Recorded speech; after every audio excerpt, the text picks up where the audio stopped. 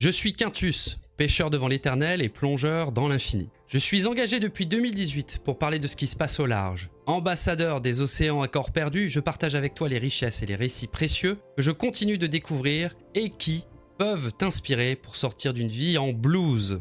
Je suis très heureux de t'accueillir pour cet épisode Sous la surface, la série de portraits qui propose d'ouvrir ton esprit sans fracturer ton âme à la profondeur de l'univers iodé. Dans ce format, on part à la rencontre d'une personne que l'océan inspire et dont le parcours personnel peut faire écho à ce qui te fait vibrer dans ta vie ou encore à ce qu'il te manque pour y arriver. Mais juste avant de commencer, n'oublie pas de t'abonner et de lever ton pouce. C'est un signal précieux pour savoir si ce contenu te plaît.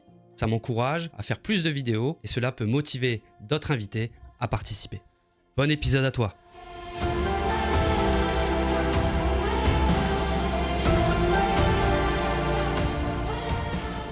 Bienvenue sous la surface.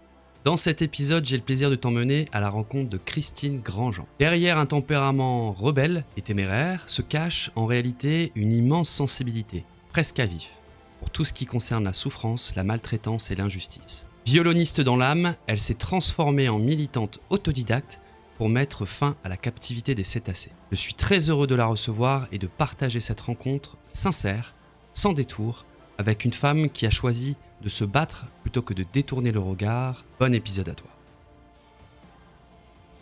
Bonjour Christine Grandjean, je suis très heureux de te recevoir pour cet épisode Sous la surface. Tu fais partie de ces personnes qui se donnent à corps perdu pour la protection de la biodiversité, spécifiquement des cétacés. Et pourtant, ton parcours ne te prédestinait pas à ça, même si tu es une personne engagée, tu es une personne très sensible, donc avec un engagement entier.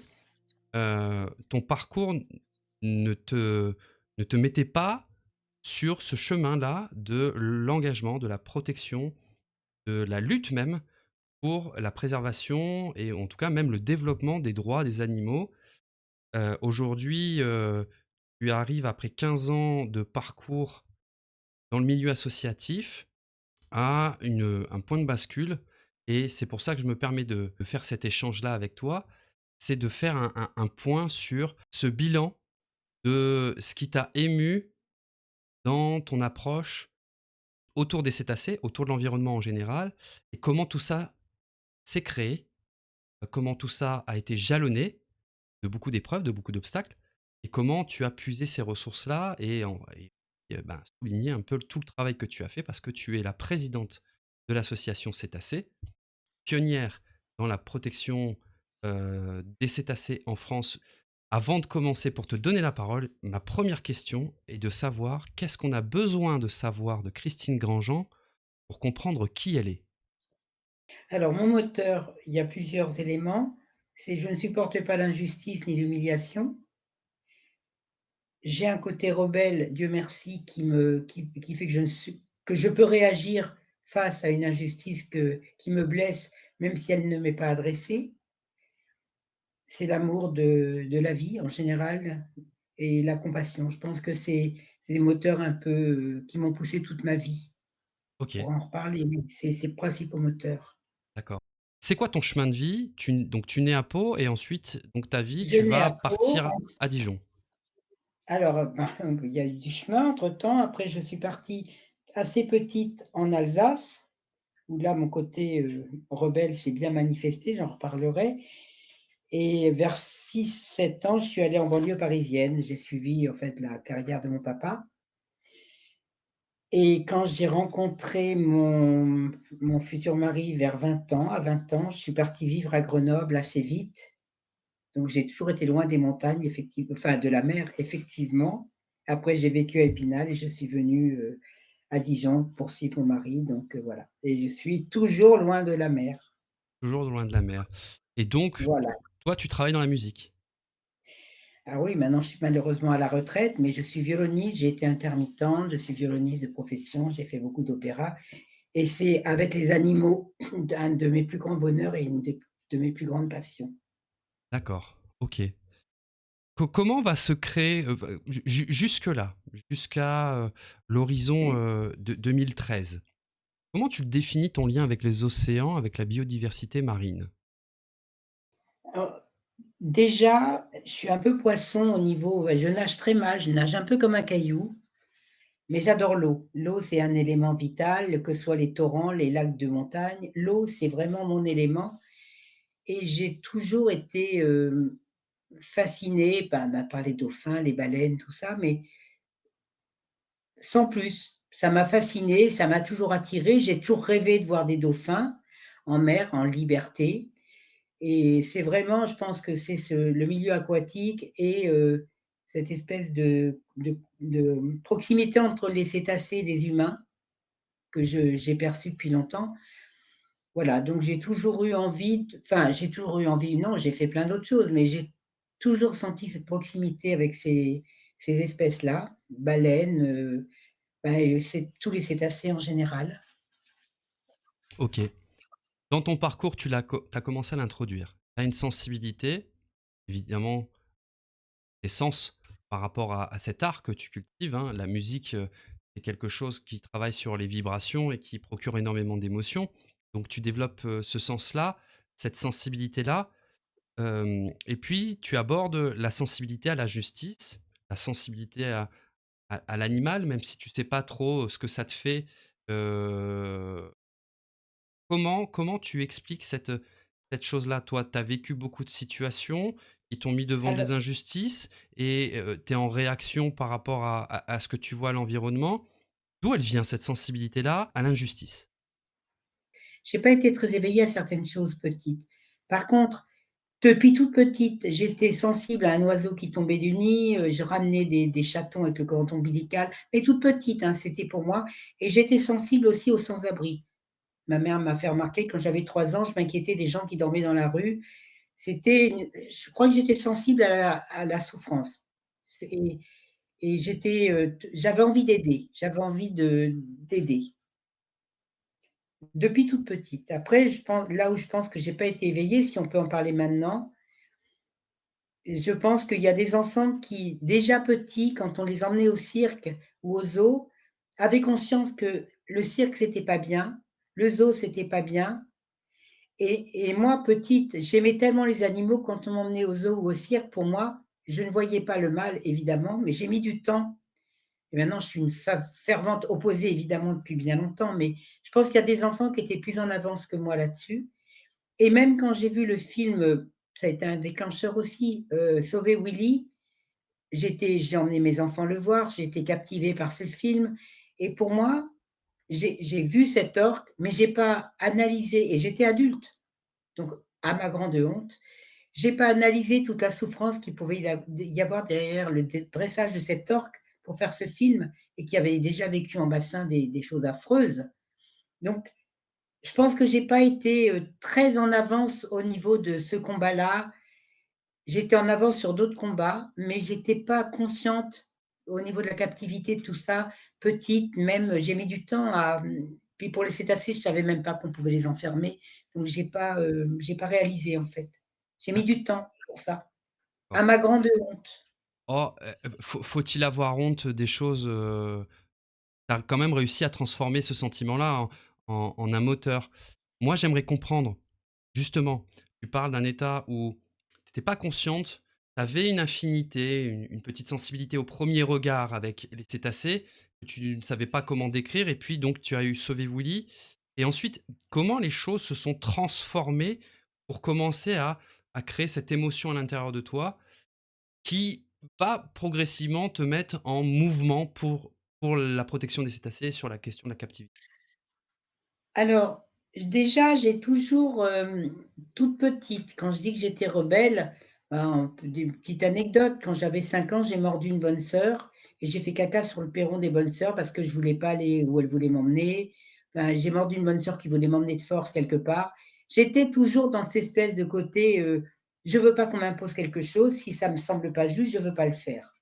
Donc ça a été mon côté. Donc j'ai toujours milité contre la vivisection, contre la tauromachie. J'ai vraiment toute ma vie milité, sauf pour les cétacés et parce que c'était pour moi un combat que j'avais même pas en tête et j'ai voulu, et mon déclencheur, ça a été quand je suis rentrée bénévole. J'ai créé le groupe local de Greenpeace à Dijon pendant 10 ans et là, on s'est beaucoup occupé des océans. Il y avait des on a beaucoup parlé des baleines et de l'Antarctique et de l'Arctique et de l'Antarctique, et pour moi, ça a été j'ai été ce qu'on appelle une activiste, hein. Je me suis engagée sur le terrain, j'ai fait un peu de garde à vue.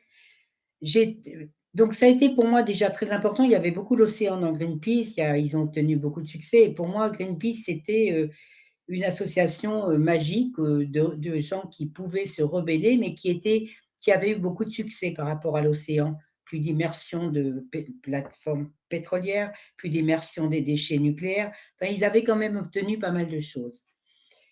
Et puis après, j'ai voulu, parce que j'étais une fervente admiratrice, je vais en parler quand même, parce que pour moi, Sea Shepherd, c'était le top du top, c'était les guerriers, c'était les warriors, moi qui avais été activiste. Je voulais absolument, je vénérais Paul Watson, j'avais lu tous ses bouquins, je voulais absolument, m'engager comme activiste, mais ça, c'était pas possible. A priori, c'est très compliqué avec eux, et du coup, j'ai voulu créer un groupe local à Dijon pour justement m'engager sur les océans plus directement. J'ai eu Lamia Essemlali au téléphone, la présidente, qui m'a fait venir à Paris. J'étais censée rencontrer le responsable des groupes locaux. J'ai poireauté 2 jours et demi au salon Marjolaine pour ne rencontrer personne, et quand je l'ai rappelée, elle m'a dit: «Si on ne vous a pas recontacté», alors que j'avais vu personne, j'avais fait la potiche sur le stand, on elle m'a dit: c'est que vous ne faites pas l'affaire».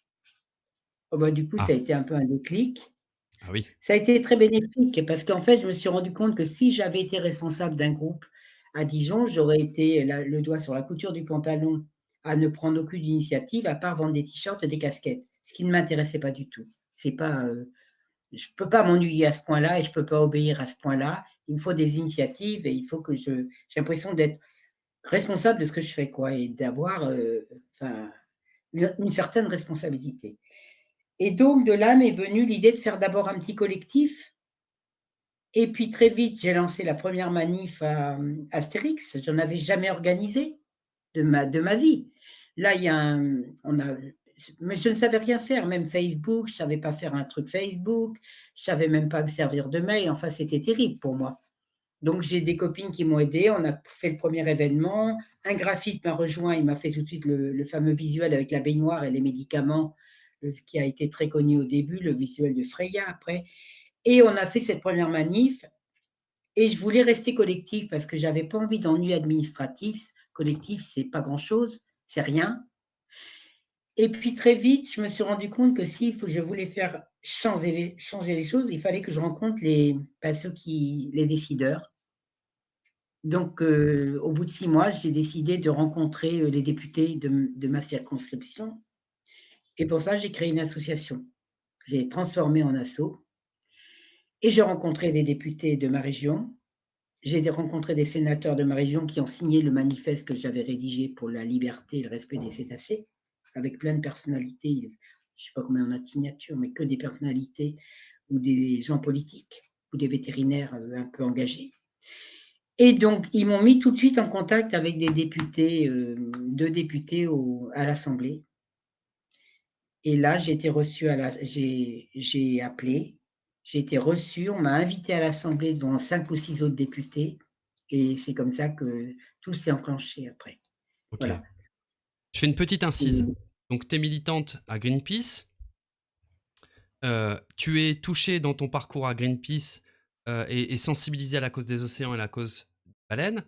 En plus, dans le lien avec Greenpeace, il y a Paul Watson, hein, qui est fondateur de Greenpeace.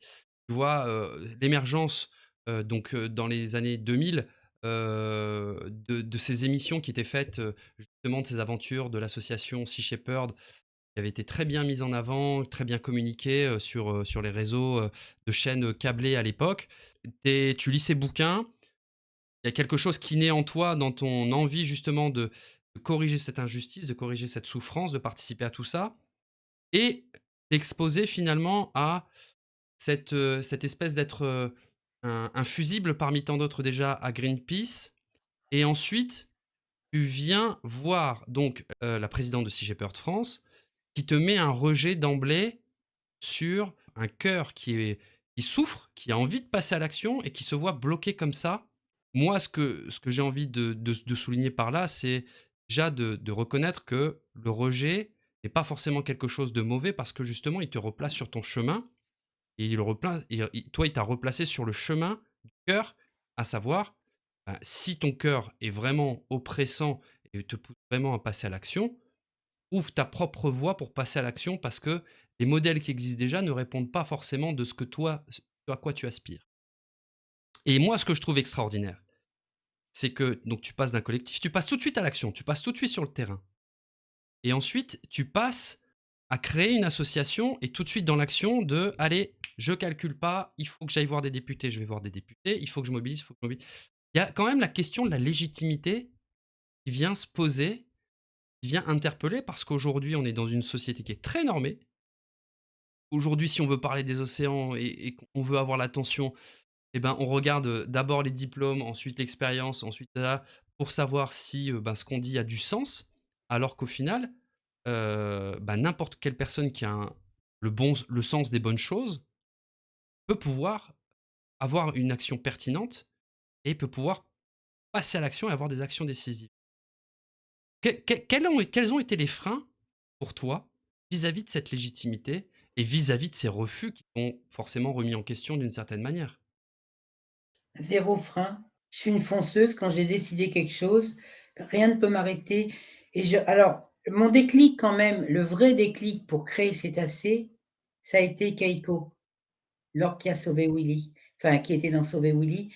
J'ai lu tout son parcours, c'est là que j'ai découvert que plein d'orques se suicidaient, les captures d'orques. C'est là que j'avais pas vu The Cove non plus, hein, quand j'ai créé l'asso. Je l'ai montré après dans des cinémas à Dijon. J'avais pas vu Blackfish, c'était après. C'est vraiment cette histoire de Keiko, sa réhabilitation, tout ce qu'il a vécu et toutes ces orques qui se suicidaient, ça m'a bouleversée. J'en pleurais de lire ces histoires. C'est ça qui a été le déclic. Après pour les freins, moi quand j'ai décidé quelque chose, je suis un pitbull, c'est-à-dire que je ne lâche pas.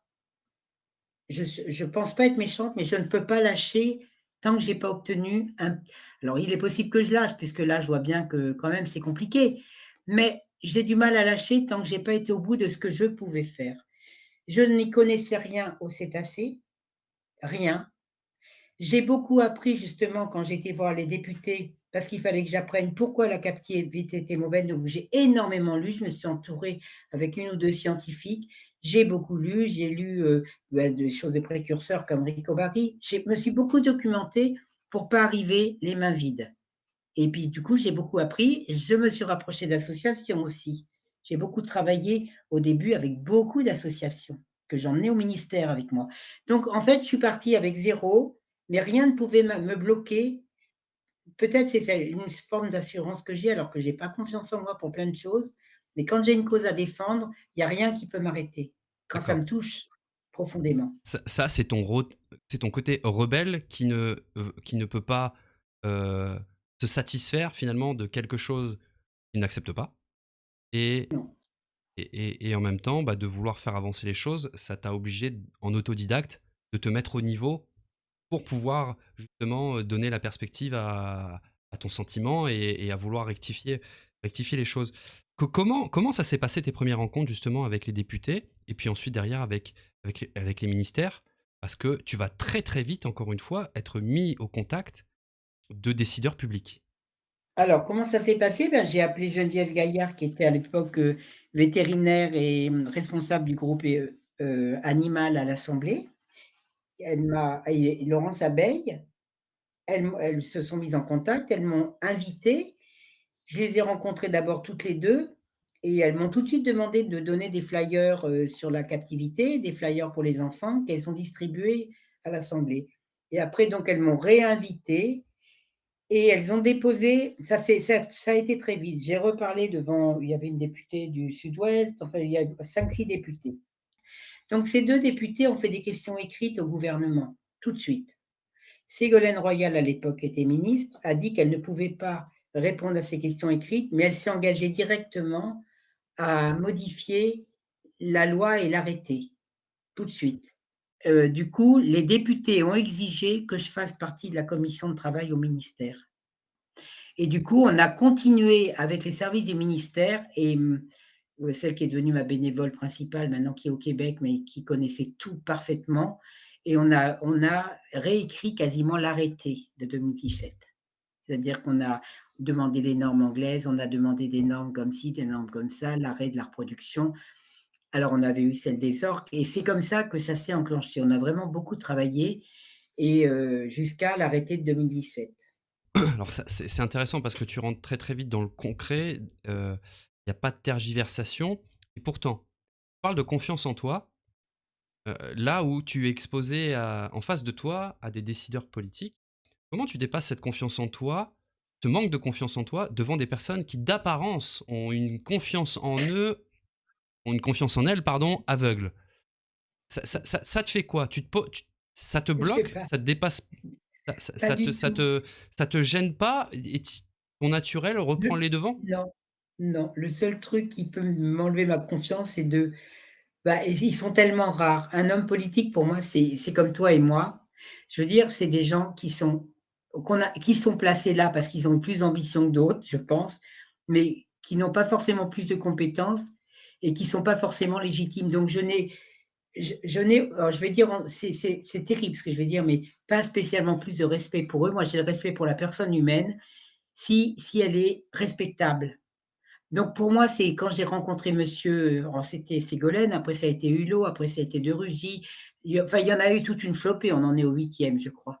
Donc à chaque fois, c'est pas eux qui me fichaient le trac. Ce qui m'a enlevé ma confiance en moi, c'est plus les petites vacheries interasso, les On va en j'ai parler. jamais eu peur, voilà. J'ai D'accord. jamais eu peur de rencontrer les directeurs de parc ni les décideurs, jamais. Ouais, Heu, j'avais toujours un petit peu de trac parce qu'il faut dire l'essentiel des choses en peu de temps. Donc il faut pas se louper, il faut être pragmatique quand on parle et OK. aller au droit au but.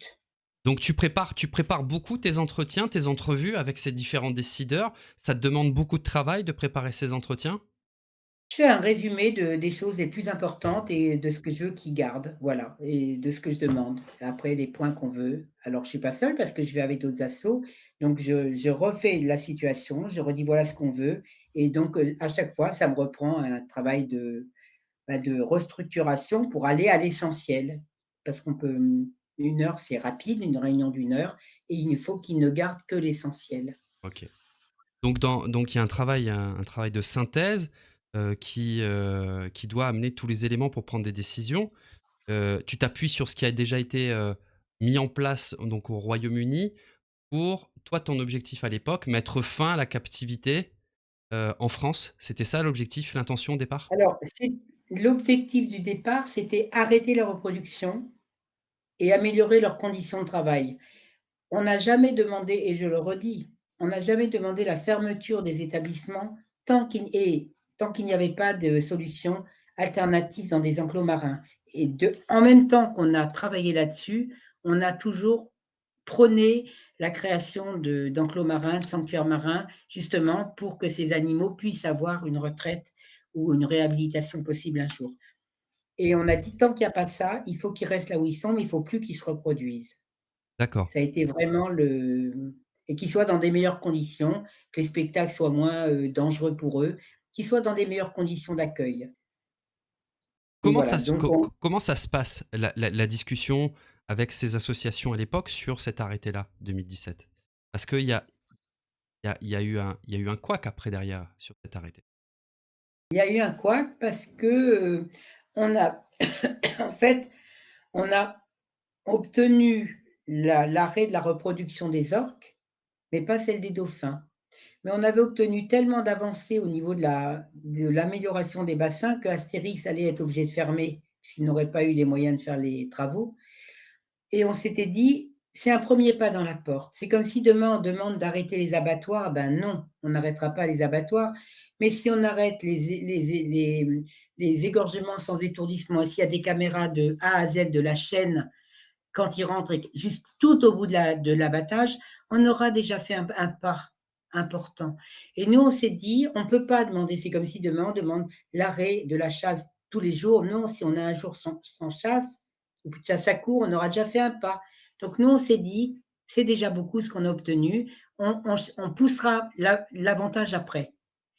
Sauf que quand il y a eu la consultation publique et il y a eu, un tollé et One Voice et Sea Shepherd ont envoyé tous leurs followers dire que l'arrêté était une trahison pour les dauphins, puisque la reproduction n'était pas interdite.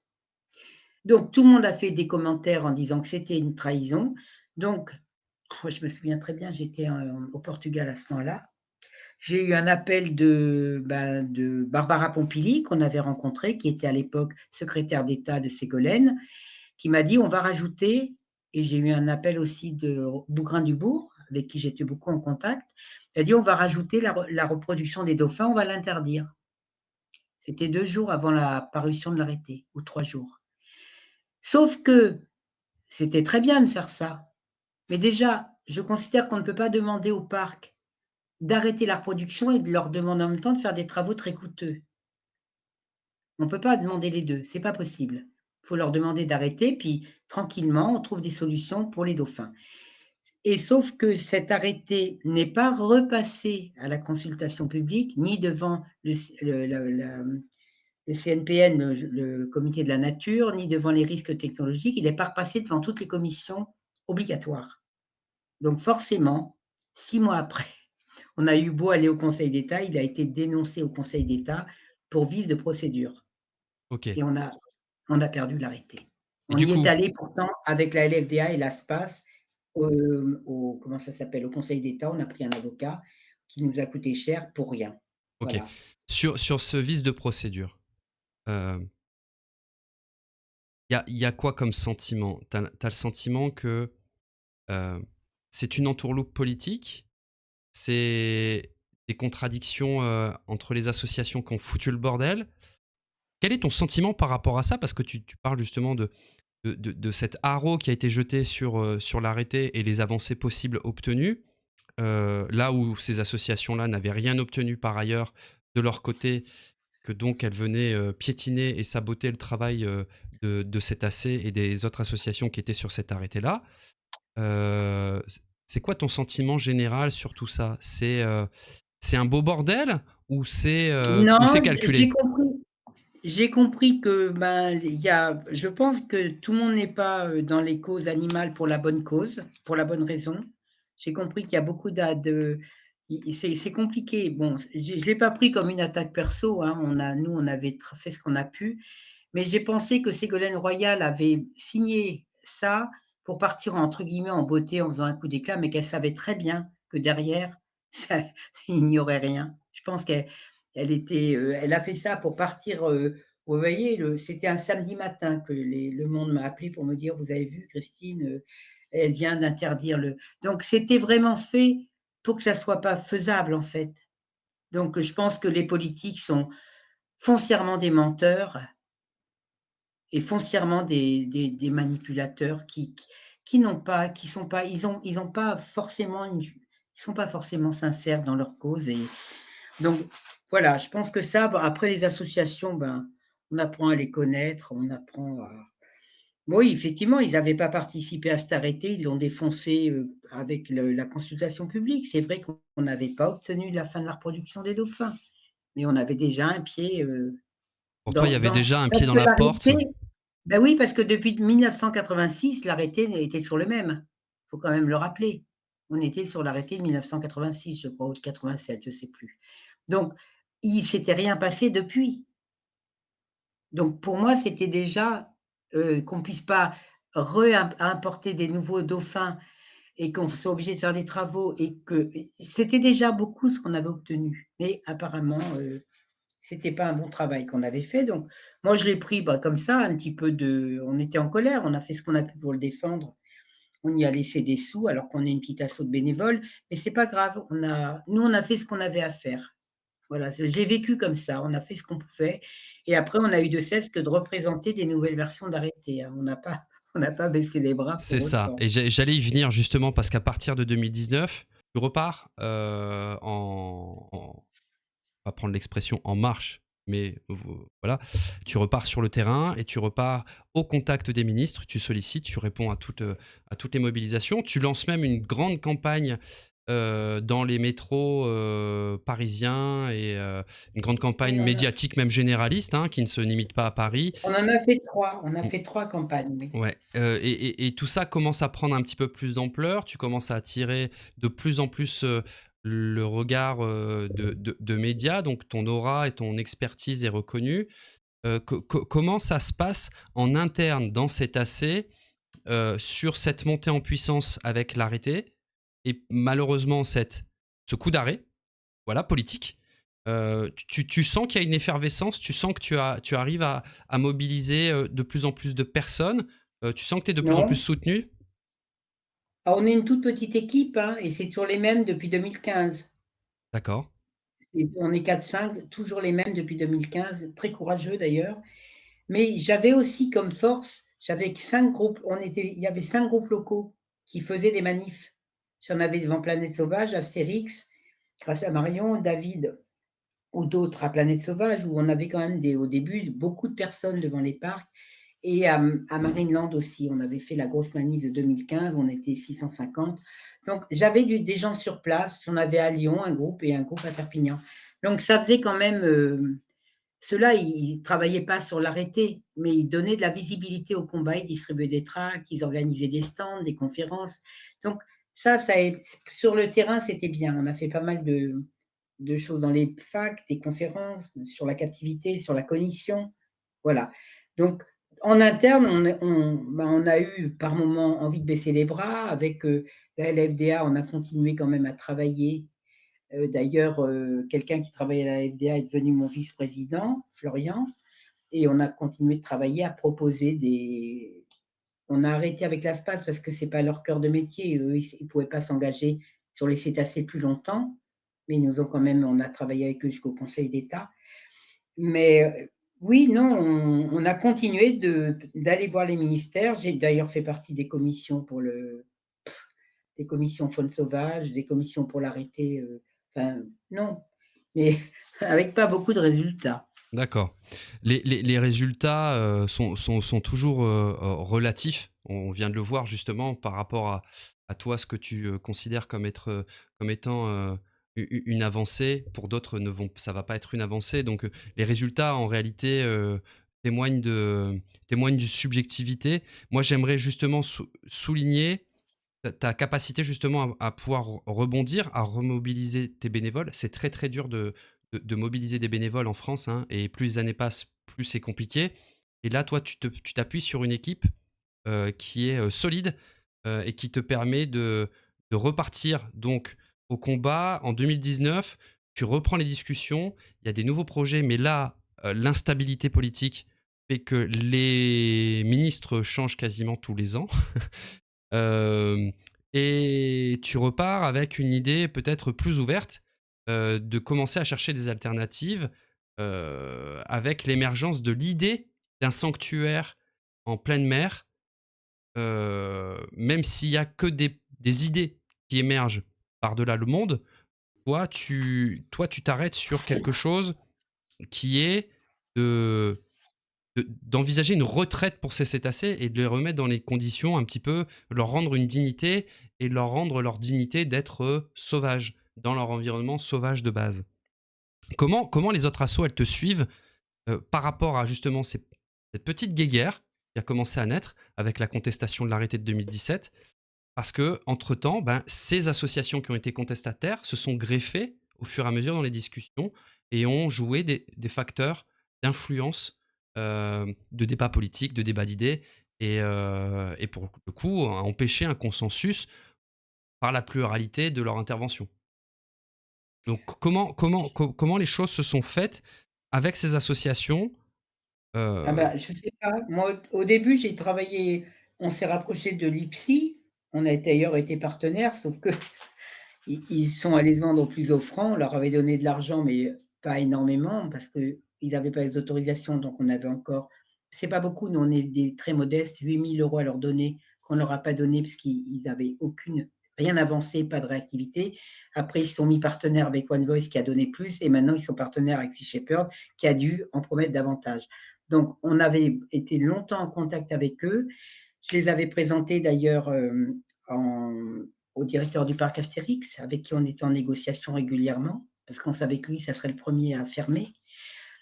Et puis, je suis allée en 2022 à Leipzig, sur place. D'ailleurs, on le voit dans le documentaire avec Guillaume Meurice, Delphinarium Game Over. On me fait intervenir très peu, mais bon, je suis allée, à Leipzig en 2022 et surtout, on s'est rapproché de Tarente. Au début avec Rico Barré, on a fait une visio avec le directeur d'Astérix et nous, par contre, on est restés très proches de Tarente. On est restés en contact avec eux et c'est ceux qu'on aide le plus. Dès qu'on a de l'argent, on leur en donne. Ils demandent pas d'ailleurs, hein, mais bon, c'est pour nous, comme on est persuadés qu'ils vont obtenir quelque chose à la fin de l'année, qu'il y aura quelques dauphins qui pourront y aller. Malheureusement, peut-être pas les dauphins français. Mais donc on n'a pas travaillé avec les autres spécialement là-dessus. Mmh. On est seuls. On s'est un peu on se fait un peu piller les idées forcément, hein. Mais bon, là pour Tarente, pour l'instant, bah, j'ai fait venir deux vétérinaires du ministère en 2024. Justement, quand il y a eu ces fameuses AMI qui ont été faites pour trouver des solutions de sanctuaire, j'ai réussi à faire bouger un peu le ministère qui a envoyé 2 vétérinaires à Tarente pendant que j'y étais et du coup, bah, ils ont fait des choses que moi, j'étais pas autorisée à faire avec eux. Ils ont été à la mairie, mais c'était bien. Ils ont évalué le projet et sont venus avec enfin, quelque chose de positif sur ce projet. Donc, bon, on a fait ce qu'on a pu pour faire avancer ce projet, pour le faire connaître au ministère et, et pour essayer de faire comprendre aux. Moi, je devais y aller même avec le directeur scientifique de Planète Sauvage. On devait y aller en septembre.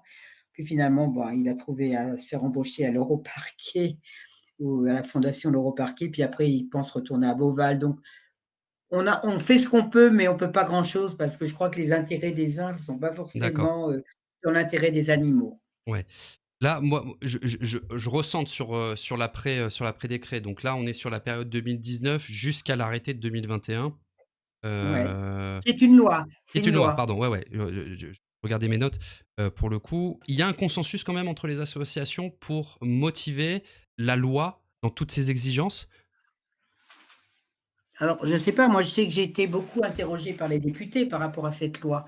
On a participé beaucoup, mais on n'a pas obtenu tout ce qu'on voulait puisqu'elle a été amendée par le Sénat avec des failles, absolument, très importantes, avec des possibilités de détourner la loi d'une certaine façon. D'accord, Donc, non, j'ai rencontré d'autres associations là-bas comme Bardo, comme LFDA, mais on a été sollicité pour la rédiger, mais on n'a pas obtenu ce qu'on voulait, ça a été amendé, quoi. ouais. Même au Sénat, j'ai encore fait des courriers énormes, j'ai rencontré des sénateurs pour ça et tout, mais je crois que la volonté, c'était quand même d'une certaine façon de pouvoir permettre à certains de durer. D'accord. C'était, perturbant à l'époque de suivre ce sujet-là, pour ceux qui l'ont suivi, parce que c'était des cris de joie, à droite. C'est-à-dire, fin de la captivité, hurrah! Beaucoup de il y a eu des structures qui se sont attribuées plus ou moins de mérite. Toi, tu as pas fanfaronné parce que tu savais quel était, le vice caché de cette loi? Ben oui, C'était quoi les vices cachés? Ces choses bah, le vice qui caché, permettaient de c'est détourner cette loi? que sous couvert de recherche scientifique, encadré par un comité éthique, mais l'arrêté n'est jamais sorti, on pouvait les faire reproduire, sous couvert de recherche scientifique pour préserver des espèces. Voilà, sauf que nous, on sait, parce que notre scientifique, elle a un peu étudié les études et le seul parc qui voulait continuer là-dedans, c'était Planète Sauvage à Port-Saint-Père près de Nantes, qui détient à l'heure actuelle 11 dauphins et en fait, la tout ce qu'ils font comme étude soi-disant pour préserver les cétacés, des prises accidentelles des filets avec les pingers, les machins et autres, ça concerne pas les mêmes espèces. Donc c'est complètement délirant. C'est comme si tu voulais protéger une baleine noire de l'Atlantique qui se prend dans les filets et un rorqual commun qui a pas les mêmes, donc c'est pas du tout pareil. Les dauphins communs qui se prennent dans les filets n'ont rien à voir avec les tursiops qu'on étudie dans les bassins et Donc du coup, la loi, elle permettait ça au coup par coup, mais et l'arrêté n'est jamais sorti. Du coup, on se retrouve dans une situation où on a l'impression d'avoir fait un pas en avant, mais on s'aperçoit qu'il y a une porte dérobée derrière. Et aussi, on s'aperçoit très rapidement, avec notamment la réaction, c'était même pas une réaction, je pense que c'était une anticipation du parc Astérix, qui, avant même que la loi soit annoncée, a transféré ces dauphins hors de France, coupant un petit peu, coupant un petit peu l'herbe sous le pied et sous l'enthousiasme des associations. Par rapport à ça, là, vous vous apercevez assez rapidement, et ceux qui ont suivi le dossier l'ont vite compris, que en fait, mince, on a mis en place une loi en France, mais justement, il n'y a pas de solution. Et les solutions sont simplement le transfert de ces animaux-là dans des parcs où les conditions sont encore plus dramatiques qu'en France. Du coup, c'est un peu la douche froide.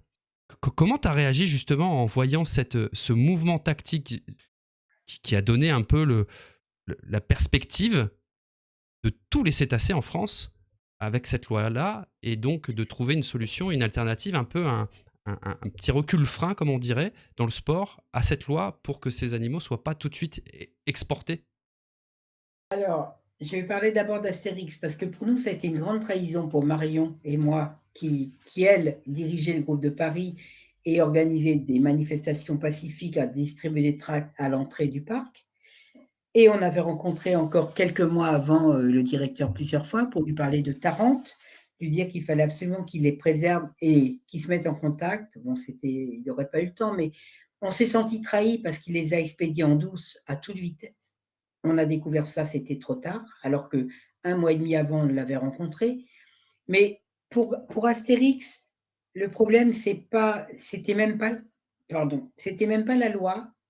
Pour Astérix, c'est le Covid. Parce que le Covid, pendant le Covid, le seul poste qui lui a coûté cher, c'était les soigneurs dauphins et otaries, la nourriture vétérinaire, alors qu'il n'y avait plus aucune rentrée d'argent puisque le parc était fermé. Et ça a été le déclencheur financier, là, par contre. Voilà. Donc, il a effectivement expédié 7 dauphins et la huitième Femke est euthanasiée. Mais ça a été une trahison quand même que ça se passe aussi vite. Après, matériellement, financièrement, on peut le comprendre. Mais c'est Mhm. encore là, encore une fois, c'est la Compagnie des Alpes, ça appartient aussi à l'État. Enfin, je veux dire, il n'y a pas eu d'aide de l'État pour l'aider à maintenir ces cétacés. Je trouve que l'État a permis quand même des choses enfin, dégueulasses, il n'y a pas d'autre mot, cette exploitation des cétacés, mais il n'y a personne pour régler le problème. Et encore, on nous dit c'est de votre faute, vous avez obtenu une loi, vous n'avez pas réfléchi, les dauphins sont sacrifiés. Mais c'est pas nous qui avons créé cette souffrance. Mhm. Et Tu mets le doigt sur quelque chose, Christine. J'aimerais l'aborder tout de suite avec toi. Quand on est militant, on est souvent rattaché à une radicalité. Or, toi, dans ta posture, il y a une sorte de sagesse, de rentrer en contact justement. Donc, ouais, il y a les politiques, évidemment, on ne peut pas faire sans eux. Mais de rentrer aussi en contact avec les personnes un peu, entre guillemets, contre qui tu te bats, c'est-à-dire les directeurs de parcs. Là, tu parles du parc Astérix, Planète Sauvage, le directeur de Marineland, c'est-à-dire cette propension et cette intelligence d'aller discuter, d'aller essayer de trouver des solutions avec les premiers décisionnaires, les premiers acteurs, le premier échelon de ces structures-là, avec qui il faut pouvoir essayer d'avancer main dans la main, parce que tu as l'intelligence de comprendre qu'il y a quand même des réalités économiques, qu'une structure, une entreprise, une association ne peut pas, ben, voilà, ignorer, et que ça crée des contraintes supplémentaires. Là où les autres structures, et je ne vais pas les nommer parce que je sais qu'aujourd'hui on est dans une hystérisation des procédures de justice pour le moindre mot de travers, la moindre susceptibilité. Donc il y a des associations en fait qui sont hyper radicales et qui ne veulent pas concéder euh, le moindre argument à ces parcs-là, aux travailleurs qui sont derrière et aux animaux. On est dans l'extrémisme. Toi, tu te situes pas dans l'extrémisme. Je me trompe ou pas quand je dis ça? tu te trompes pas, moi ce que je vois, c'est il y a l'intérêt d'abord, c'est celui des animaux. Ou alors on dit qu'on les sacrifie, mais moi je ne peux pas accepter ça.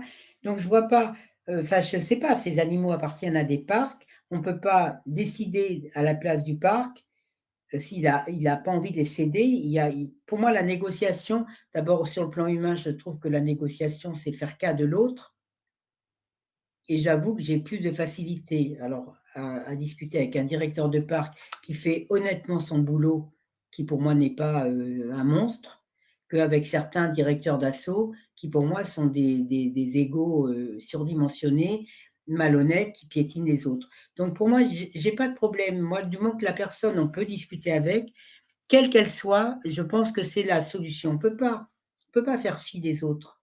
Comment On est t'es obligé. accueilli, comment t'es accueilli par ces directeurs de parc qui te voient comme une ONG pionnière qui a lancé les discussions politiques, qui a lancé donc la motivation des arrêtés, la fin de leur activité de captivité, donc de leur business euh, dans la durée. Ils te perçoivent comme quelqu'un plutôt avec une volonté de faire avancer les choses pardon, dans la justice, ou comme toutes ces ONG qui jettent des cailloux Alors à bâton rompu comme ça, et sans concession et sans discussion.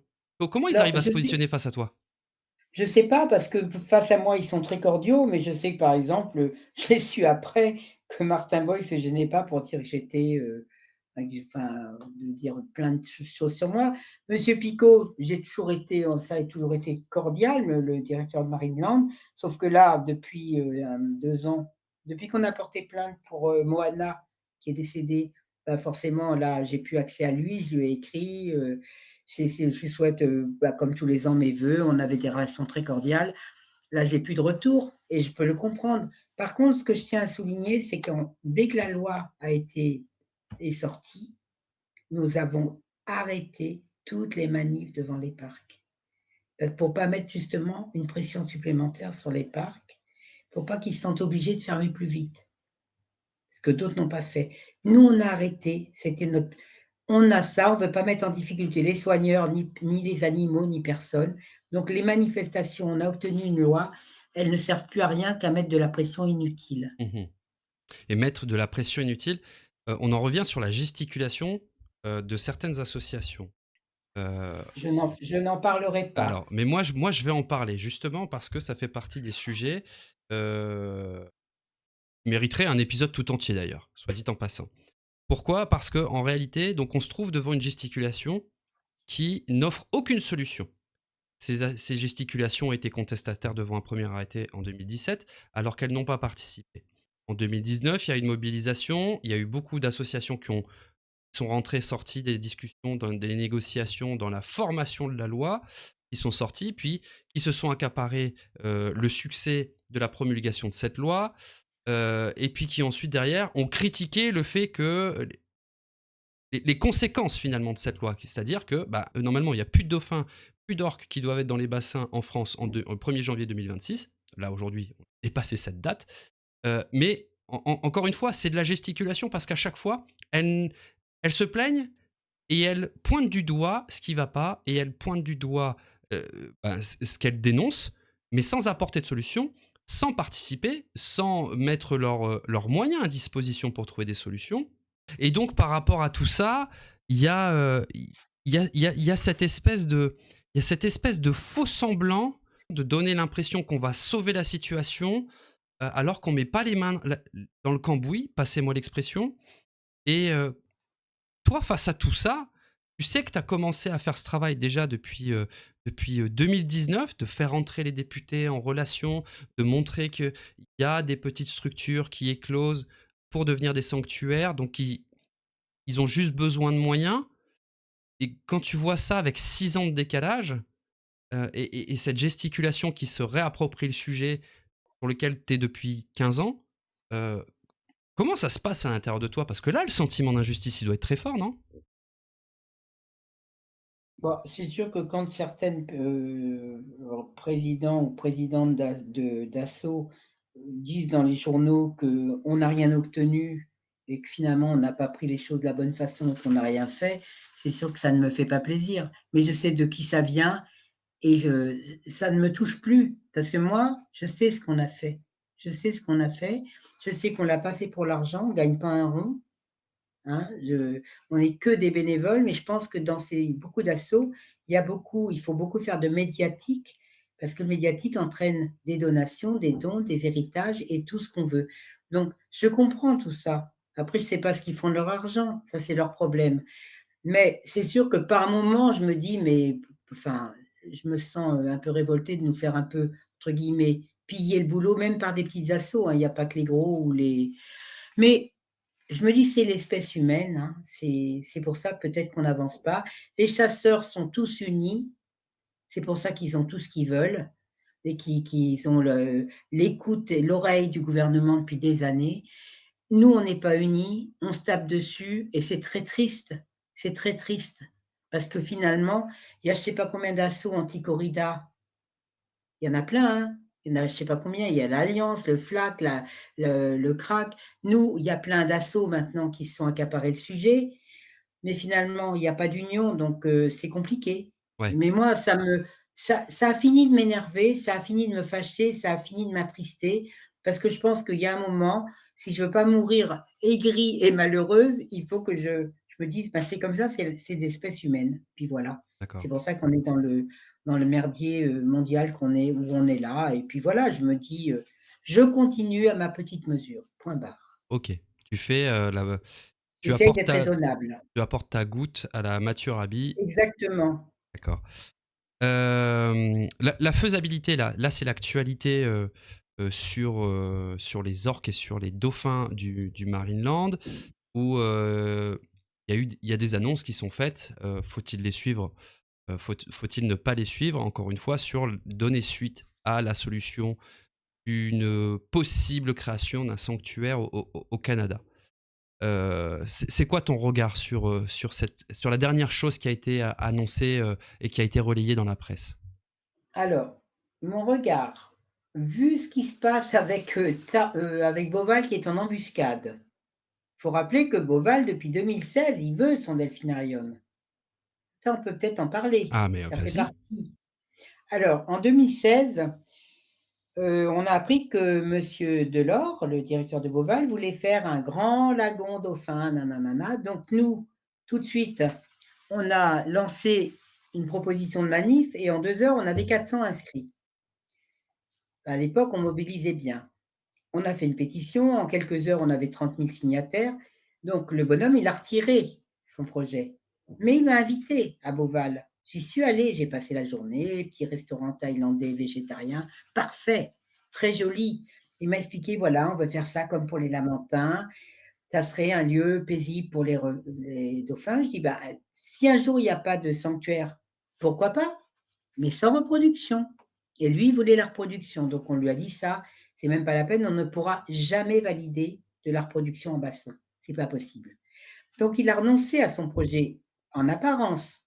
Sauf que là, c'est un peu de ma faute.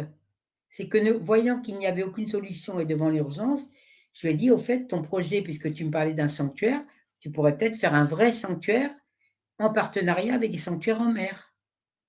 C'est parti là-dessus, la discussion Beauval. Donc pour revenir à cette histoire de Beauval où on s'est bien fait, heu, comment on va dire, entuber, je vais rester très polie, c'est bien fait entuber. Mmh. J'ai du mal à trouver mon mot tellement il m'en venait d'autres. OK. Donc donc pour en revenir à cette solution qui a été validée avec la reproduction, sous couvert d'intervenir dans le comité éthique pour négocier qu'il y ait pas trop de reproduction, pas d'exportation, par Sea Shepherd. On s'est retrouvés nous, mis devant un fait accompli qui était inacceptable. Donc, pour faire passer cette pilule de Beauval, il fallait bien que le gouvernement nous offre des billes. Et je pense que c'est ça le deal. On dit oui pour le Whale Sanctuary Project pour les orques et on a une solution pour les dauphins, même ceux de Marineland. Comme si Marineland allait attendre 2 ans la création d'un sanctuaire ou d'un delphinarium, hein, parce que c'est juste un delphinarium un petit peu plus joli pour les spectateurs où il y aura des chemins de ronde, des paysages, mais les dauphins, ils s'en foutent, hein. Ils s'en foutent complètement du paysage.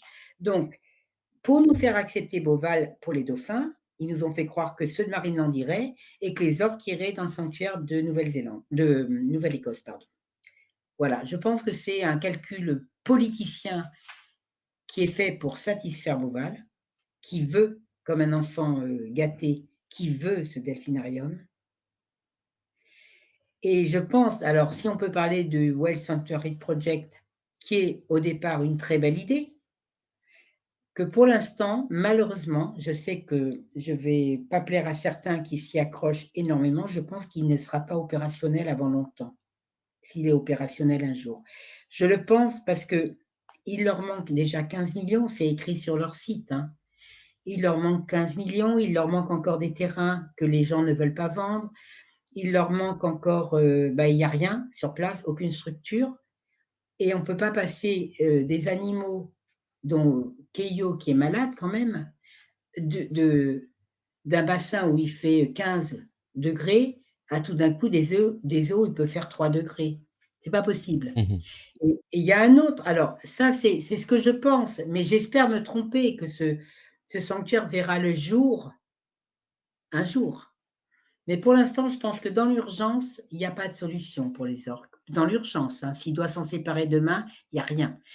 Et je pense en plus qu'il y a une loi canadienne qui interdit l'importation de cétacés non canadiens. D'accord. Donc il faudrait déjà qu'il y ait une exception ou une, je sais pas comment ça s'appelle, quand on fait une exception à quelque chose ou un Une ouais, dérogation? pour faire une dérogation pour faire venir ces orques, alors qu'il y a quand même 30 belugas du delphinarium d'Ontario qui attendent une place en sanctuaire, qui risquent l'euthanasie et qui, eux, sont canadiens, qui sont des cétacés qui auraient besoin aussi d'un sanctuaire. Au départ, il était fait pour ça, ce sanctuaire. Donc, pour le Wild Sanctuary Project, je pense que c'est un bel effet d'annonce qui a été applaudi par tout le monde. Victoire, victoire, encore une fois, victoire, hein, parce que ça, c'est un grand mot que les assos, elles utilisent avec grand bonheur. Que le gouvernement, là-dessus, en a profité pour dire voilà, on a une solution pour les dauphins et on a une solution pour les orques. C'est ce que je pense. OK. C'est intéressant Sans ce concession. Sans concession. ouais, ouais, c'est intéressant encore une fois parce que toi tu as le sens maintenant tactique, tu as développé le sens tactique et politique, justement en démasquant un petit peu le double discours de certaines parties prenantes. Là, tu parlais des ambitions un peu cachées de ce, en tout cas de ce que pourraient être les ambitions cachées du zoo de Beauval.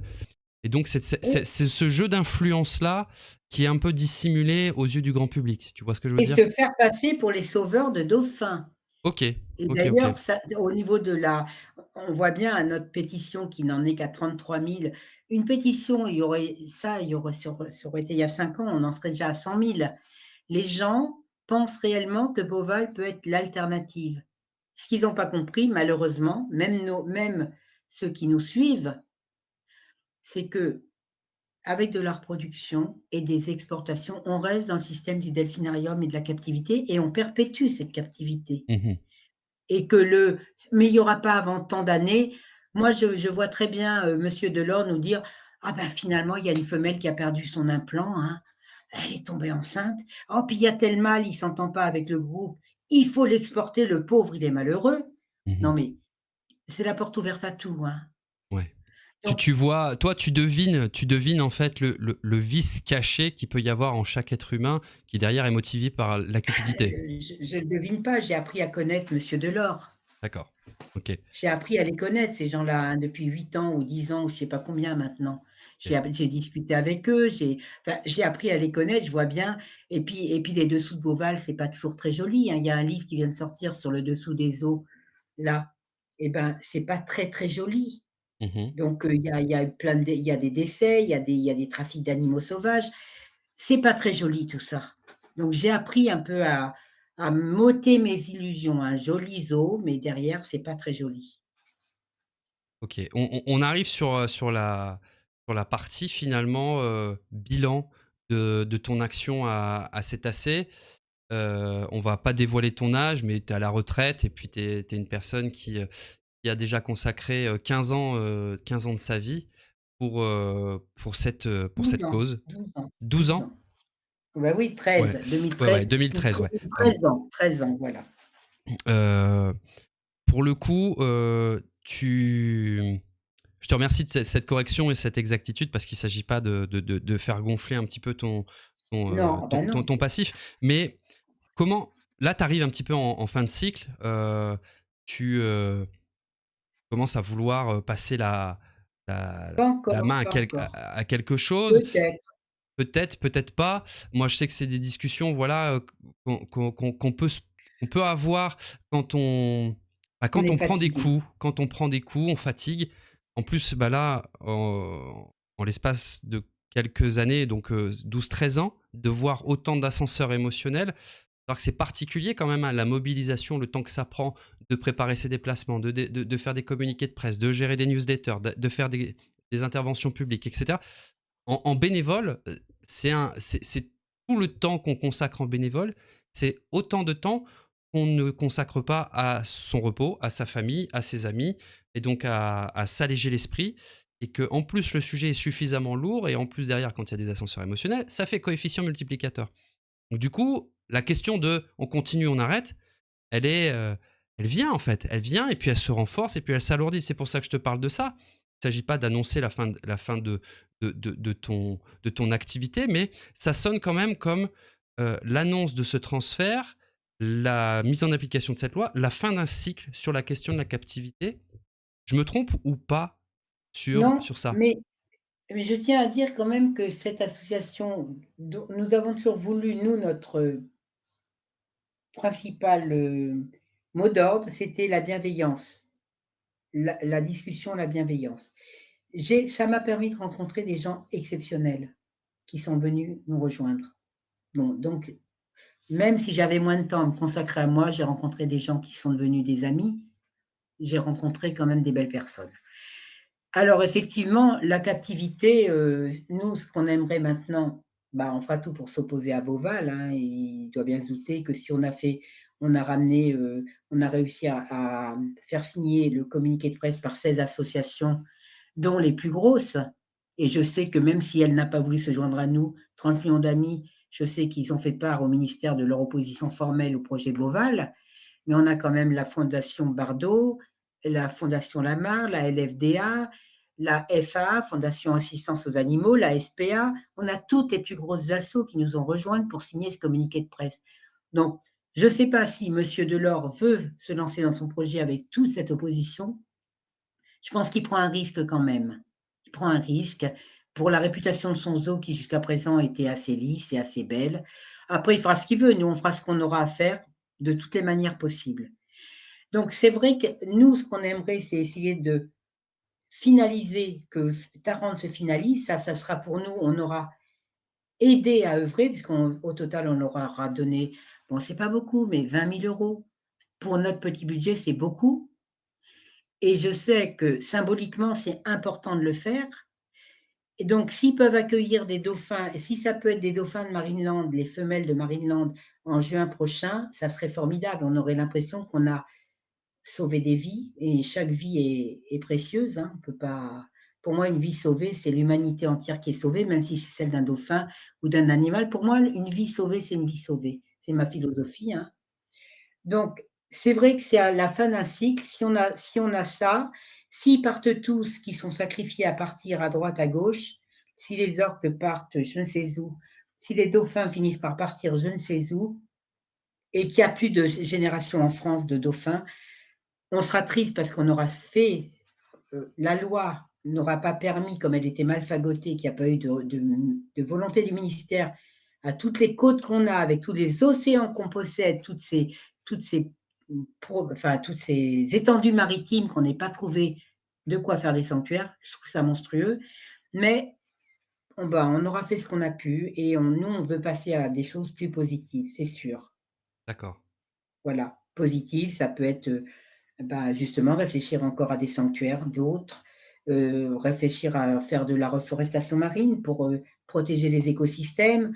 On continue aussi quand même sur la captivité de tout ce qui est animaux marins comme les otaries, les grands requins, les tortues marines, tout ce qui est, phoques, ours polaires. On a quand même, obtenu que les ours de Marineland partent dans des conditions 1000 fois meilleures dans le nord de l'Angleterre sur des hectares et pas sur 2000 m² en plein cagnard. Donc on continue notre combat, mais on voudrait aller vers des choses plus positives, mais on ne va pas lâcher avant qu'on ait la certitude de ne pas sauver quelques dauphins et que Beauval ne fera pas son projet pourri de delphinarium. Ça, c'est d'accord. sûr. Le pitbull ne lâchera pas. Euh, ouais, le pitbull ne lâchera pas. Je pense que ouais, t'es pas prête de lâcher. Tu vas juste avoir encore des petits coups de mou.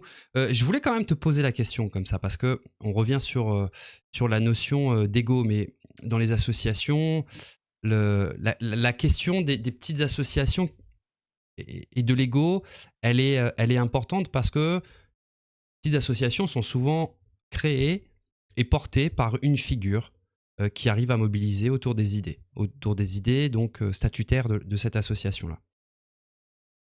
Versus l'ego de personnes qui sont à la tête d'antennes d'associations.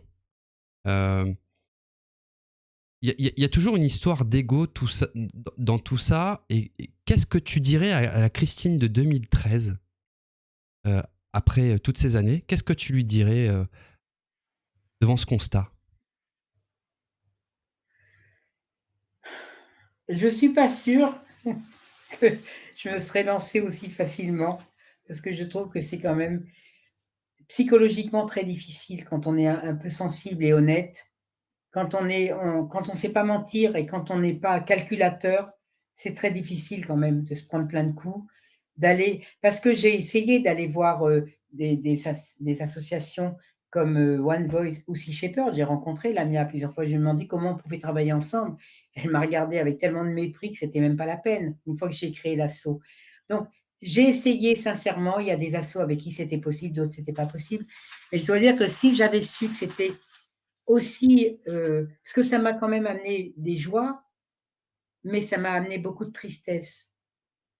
Ne serait-ce que parce que tous les jours, on fait la veille avec, Kunito, au Japon, sur ces massacres à Taiji. Tous les jours, on publie quand il y a eu des massacres ou des captures. Ça amène beaucoup de tristesse de ce combat-là. Il est enfin, comme tous les combats de la cause animale, il y a tellement de souffrance et puis il y a tellement de mauvaises intentions d'autres que ça amène beaucoup de tristesse, beaucoup de stress. C'est énergivore, mais pas d'une bonne énergie tout le temps. Voilà, c'est ça que j'aurais envie de lui dire.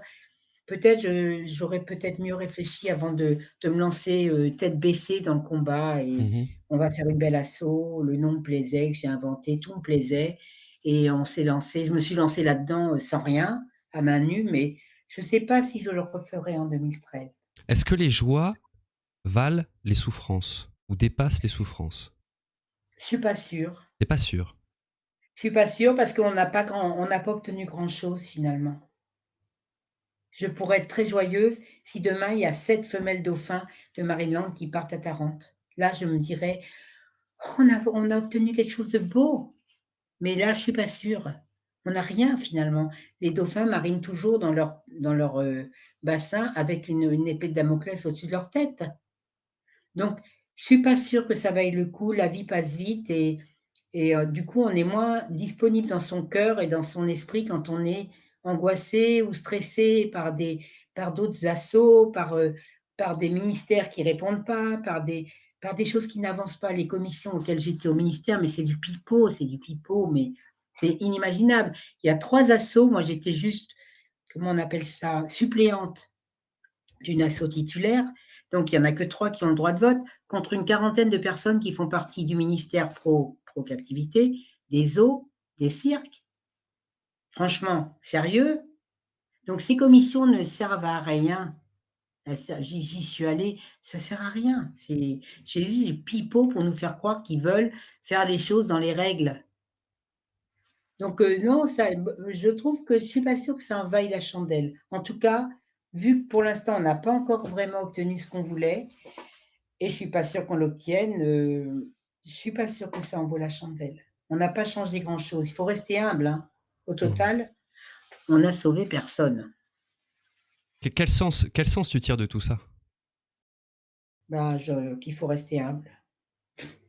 Ok, Il d'accord. faut vraiment il faut vraiment rester humble et se dire qu'on a on mais c'est pas parce qu'on fait ce qu'on peut qu'on peut grand-chose. D'accord. Est-ce que le simple fait de se battre pour ses convictions n'est pas la récompense en réalité dans l'expérience que tu fais aujourd'hui? Ben, le seul truc que je pourrais me dire à la fin de ma vie, heu, c'est d'ailleurs pour ça que j'adore autant Brigitte Bardot, même s'il y en a qui maintenant qu'elle est morte, lui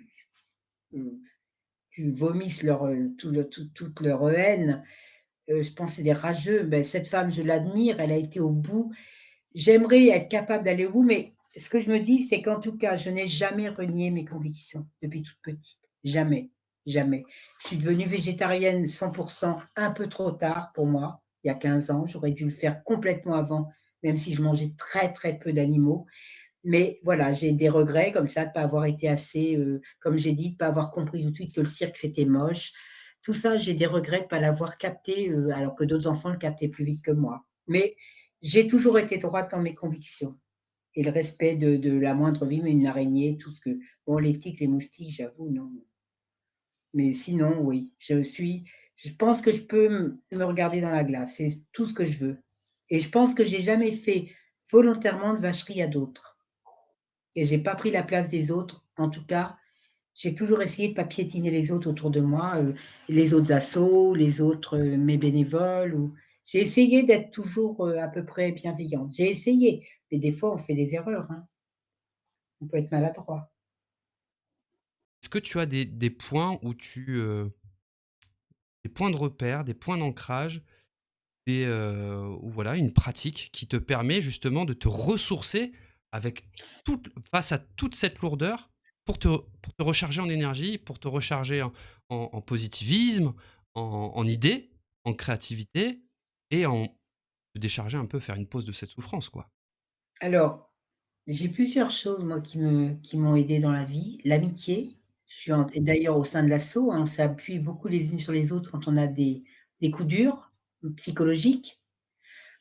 L'amour des miens, l'amour, dont je suis entourée, parce que j'ai beaucoup de chance dans ma vie d'être entourée par des enfants aimants, j'ai toujours eu beaucoup de chance. Ça, c'est la foi, même si je suis pas pratiquante, je suis profondément croyante et la prière m'aide, même si c'est pas à l'église parce que ça fait longtemps que j'y vais plus, mais je continue d'avoir cette foi inébranlable que je ne suis pas seule. Ça, c'est quelque chose qui m'accompagne depuis petite et l'autre chose, ça a été la musique. Quand je joue un opéra ou quand je fais de la musique, tout est enfin, c'est fabuleux, quoi. C'est la musique m'a sauvée quand j'ai eu des décès dans la famille ou plein de grosses, trucs très difficiles. La musique a toujours été là aussi pour moi.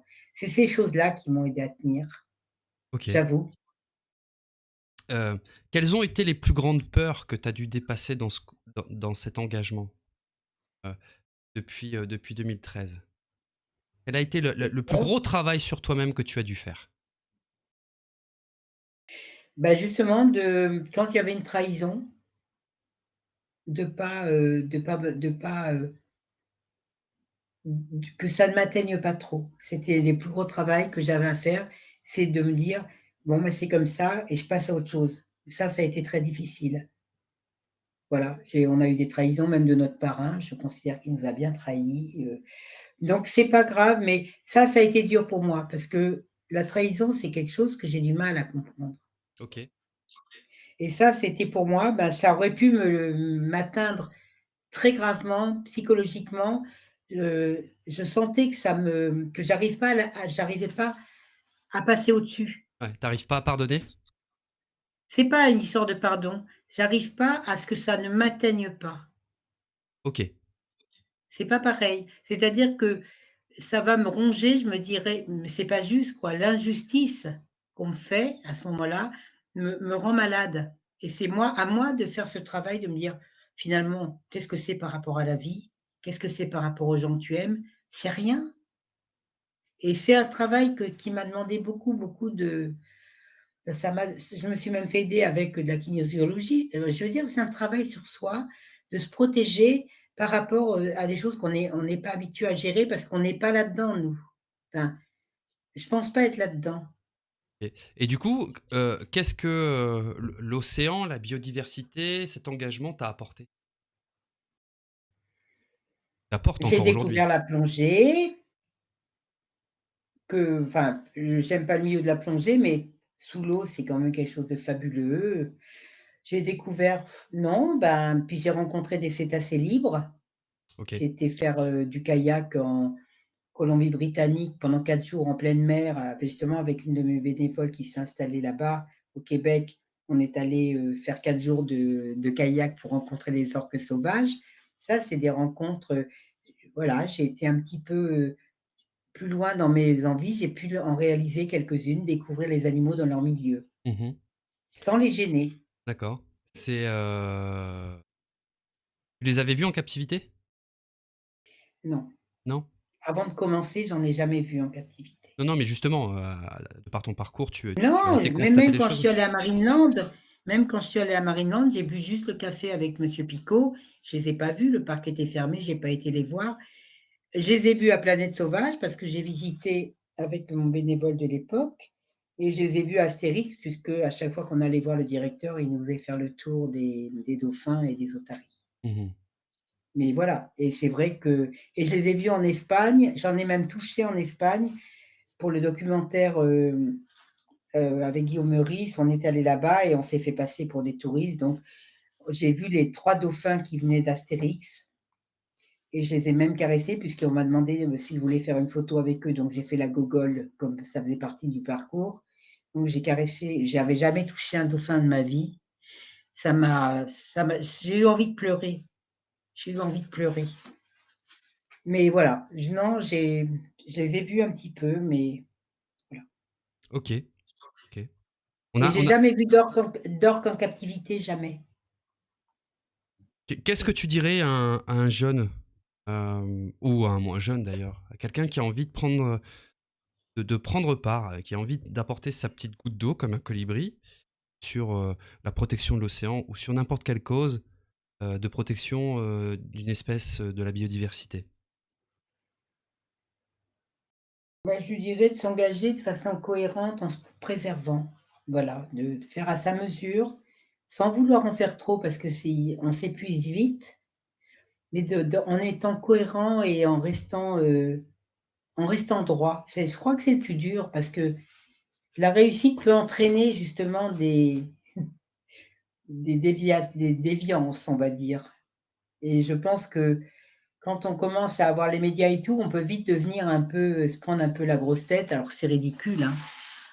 C'est complètement ridicule, on sera jamais, puis c'est le but, c'est pas ça, c'est de faire parler de la cause.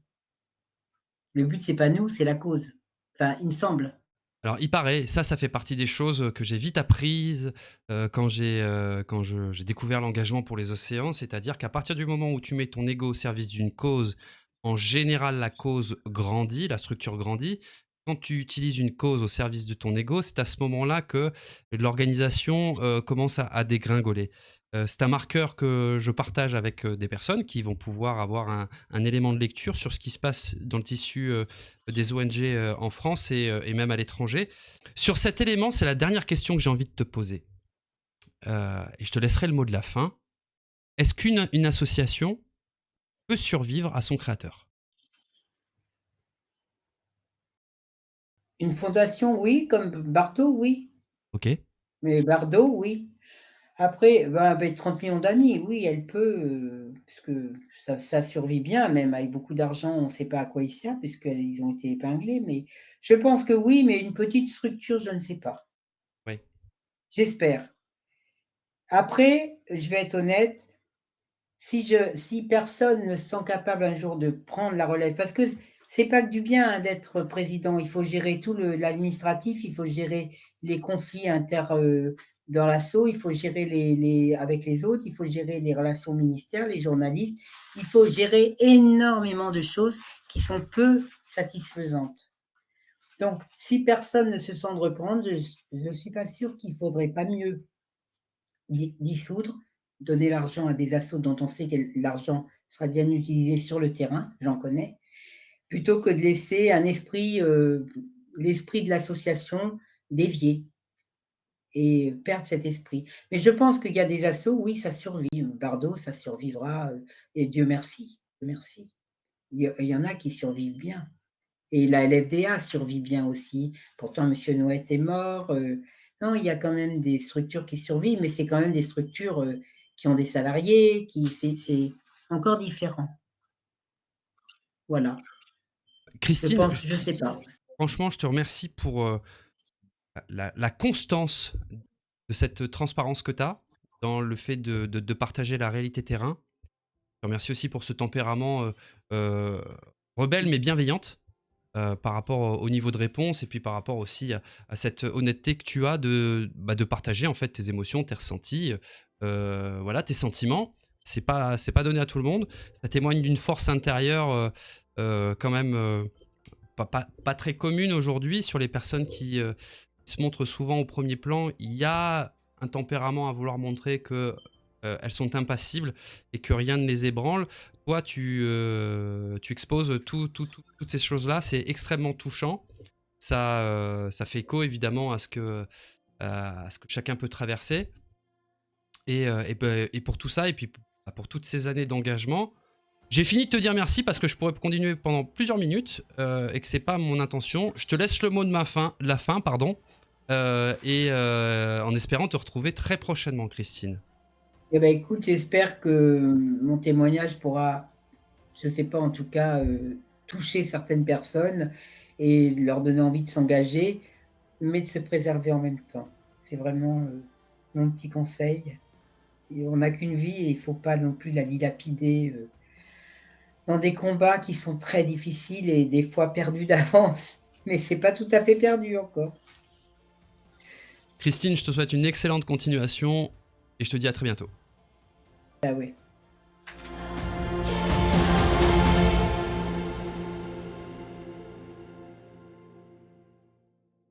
Tu es resté jusqu'à la fin et j'espère vraiment que tu as apprécié ce que notre invité a partagé. Si tu veux découvrir d'autres secrets sur les océans et plonger encore plus profondément dans cet univers, abonne-toi. C'est le meilleur moyen de soutenir ce programme et permettre à d'autres personnes de pouvoir en profiter. Accessoirement, ça invite YouTube à faire grandir cette chaîne. Commente si tu veux partager tes ressentis et n'hésite pas à m'indiquer qui tu souhaiterais voir venir dans un prochain épisode. Cet épisode est maintenant terminé, on se retrouve très bientôt pour plus de profondeur.